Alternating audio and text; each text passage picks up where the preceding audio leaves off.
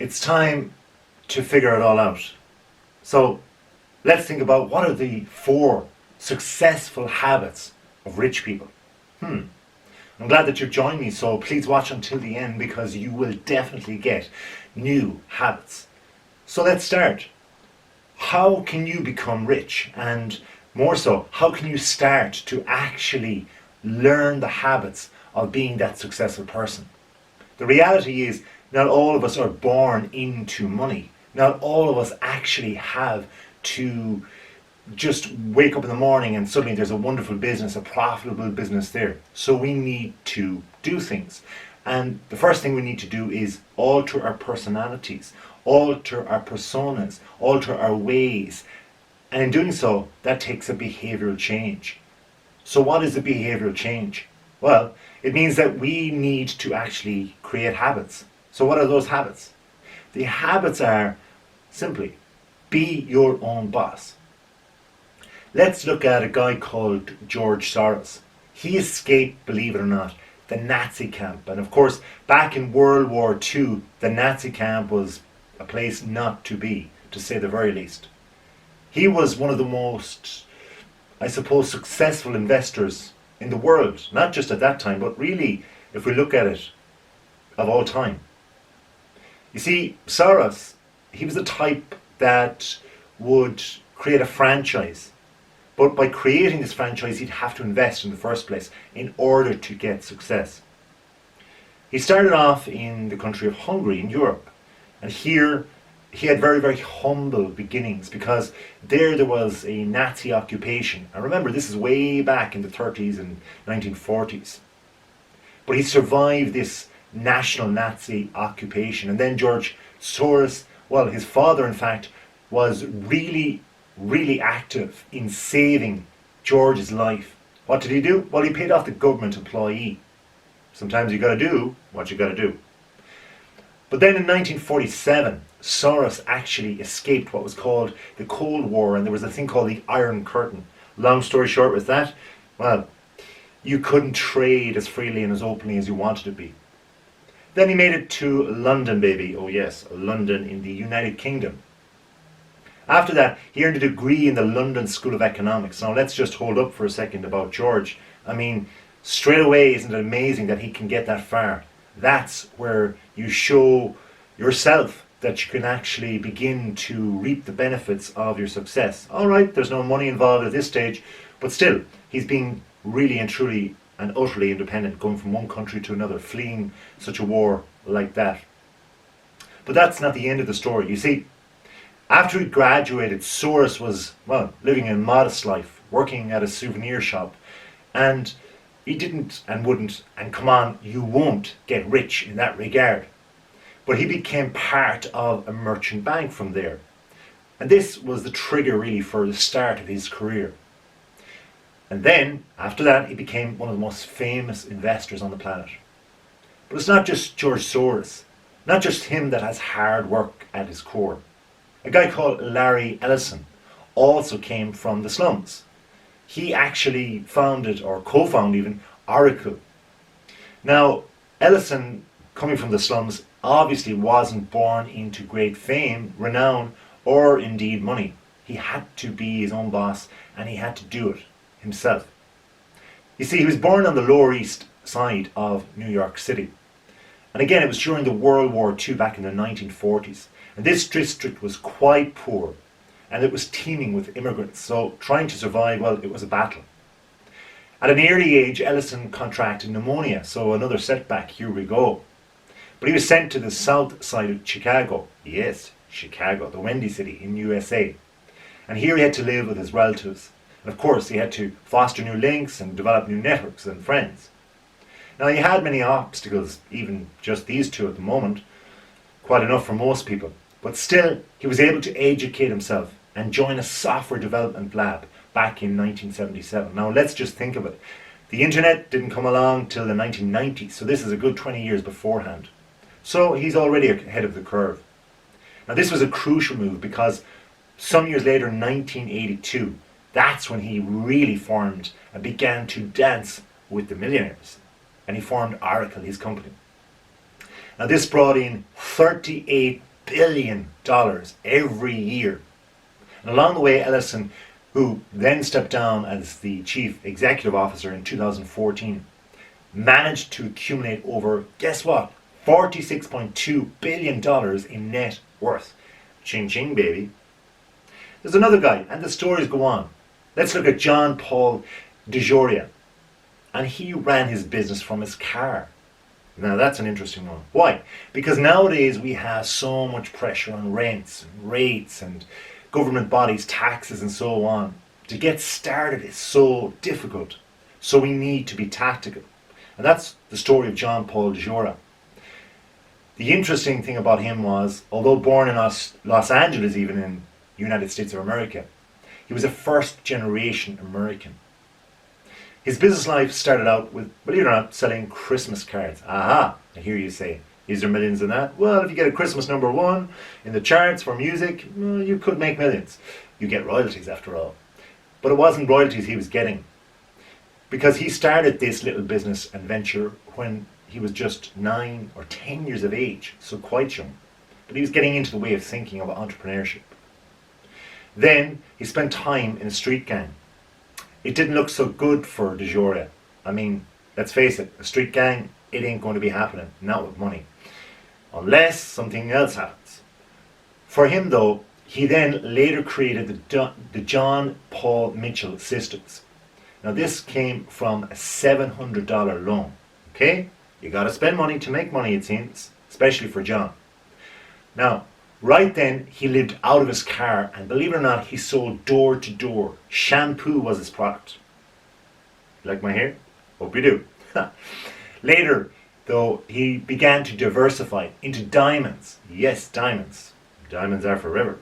And mobile phones. Now we're getting to the technology bit. And alcohol. So see his product list? Interesting, eh? But first, it took him a long time to escape living out of his car. So he started off with, shall we say, a home office. And here I am in mine, and here I am at the end of the day, and thankfully doing what I do best. So that's just another story of people just working really hard and being what they need to be. But they're being their boss, and that brings me on to the second thing. And it is just what I said, it's working really hard. It's the second habit of what you need to be successful and be the best in the richest stakes. So let's face it, you have to work hard. But what you do when you're working is, well, that's the question. You need to be effective and efficient in how you work. 18 hours a day is my standard working hard. Certainly for the first, well, I won't just say few months, but for quite a while. But work is play when you know how. And not only that, work is play when you enjoy what you're doing. Because when you're your own boss, habit #1, you're moving forward. You're moving on. You're moving to where you need to go. You're moving in your direction, not others.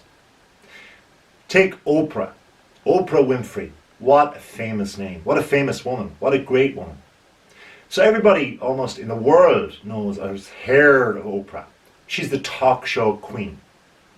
And it is said that she had a net worth of $2.9 billion in the 2000s. $2.9 billion. Okay, that's short of $3 billion. But hey, that's just kind of like having $1 billion, like $1 for half of the world. That's 50 cents for the world's population, 50 cents per head. Yeah, she's got a good, big customer base. Now, Oprah lives a luxurious life, but she's earned it. You see, when she was younger, she didn't have that type of life. It was nowhere near that. Because when she was a child, her father was so poor that Oprah actually had to wear potato sacks as clothes. That's no kidding. Despite all of this, she followed her dream. And that's another thing interesting outside the 4 habits. You've got to have that dream, but we'll get to that later. Check out my other videos and you'll see why. Her dream, of course, was to be a talk show host. Now remember, she would have grown up in television land. Television was new, it was multi-channel or just beginning to become multi-channel. So that was her youth and it fostered her dream. So on she went. She started off professionally as a newspaper reporter. in Tennessee, and later on a news reporter on TV. Then, after that, thankfully, she got into her own talk show, and that's where she really struck gold. So, her dream matched exactly the reality of how she was succeeding. After that, she began to become really business smart. She had syndication companies, and they began to pay her millions, yes, millions of dollars. And as you can see from our last entrepreneur who had, well, let's say door-to-door shampoo sales living out of their car, when you get from that product range right up to millions of dollars, from pence, dollars, right up to millions of dollars through the hundreds and thousands, well, you can see how the billions start off. So for Oprah then, she expanded her enterprise and she had investments in media firms and then built a $1 billion portfolio. No potato sacks there, I hear you say. So Oprah is just one of the most striking figures in entrepreneurship as well as television. Another great guy who was television bound because of his raw athletic talents was a guy called Michael Jordan. Now Jordan was a fantastic basketball player. And not only that, but he just dictated his career towards the end of his career. Such was his prowess, such was his athletic ability, such was his ability to swing, spin, turn, swivel, do almost every skill in the game with grace. He then went on to play pro sport in another sporting realm altogether, just showing you how talented he really was. But he didn't start out like that in many ways. Okay, he had raw talent. And how did that equal money? Well, it took hard work. You see, he took hundreds of jump shots every day in order to be the prestigious physical person that he ended up being. He had raw talent, yes, but he needed to practice. He needed to harness that. Now, one of his coaches, a guy called Phil Jackson, wrote that it was hard work that actually made Jordan the legend that he is. And he reckoned that his jump shots wasn't even good enough to begin with. During the off season, he would take hundreds of jumpers a day until it was perfect. So there you go. There is another hugely successful athlete, but also turned entrepreneur, because he made loads of money. Because his defining characteristic for Jordan was, it wasn't just his talent or his good looks or his notoriety to be known, but that was harnessed too. But it was his humility to know that he had hard work constantly to be the best. He had to harness that hard work. Action. So there's another great guy, another great example of hard work. So, what are the 2 habits so far? The 4 successful habits to be rich. You got to be your own boss and you got to work hard.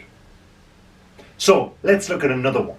Another wonderful habit that you need to do. You need to continually do. It's learning and upskilling. You need to upskill and to be open to learn. So, for example, if you're going online, you want to make new websites, social media, create content, write copy, etc. All of those skills are needed. Why? Because if you're starting out in a car, well, you need to have at least a laptop and a charger. So you need to be able to go practical with things. And yeah, outsourcing is really, really cool, and it's the way to go in one way. But if you ain't got nothing, you got to start learning. That's the 3rd habit. So let's look at one guy, a guy called Larry Ellison. He was a very ambitious young guy, and he believed that he needed more recognition. That's how he felt about himself. So that's an interesting fact also.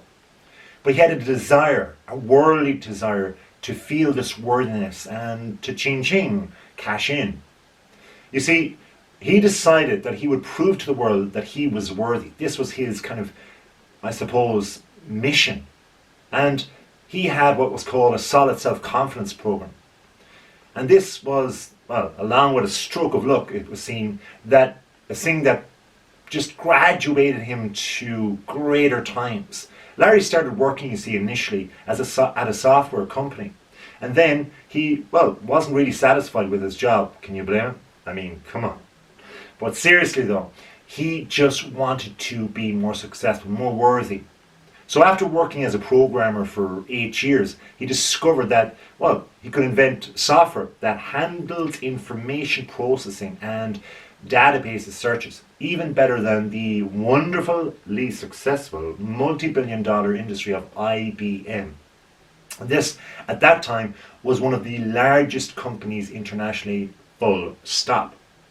And he did. He did it himself. But it was Larry's self-belief, he believed, that, well, just triggered him on, because at the age of 34, that was when his first software company was created. And this was the version, or the first version indeed, of software that he believed was superior to IBM's products. Now, let's think about it. If he thought really young, like 14, 15, 18 years of age, that he wanted to be rich, he wanted to be successful, and it took him till 34, let's be realistic. Sometimes it takes time. Sometimes it takes learning skills, just like Larry, in order to get there. You have to foster that habit. But he also believed that belief in himself was key to him getting the worth of $100 million. Ching, ching, ching. You believe me now? You better. So watch this until the end. Why? Because we have one more habit coming up. But remember though, Larry's eager desire for success prevented him from, well, collapsing, because he started taking serious action. And this is what these habits do.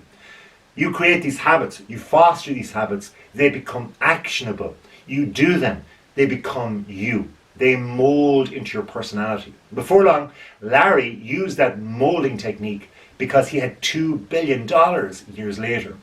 Not bad, eh?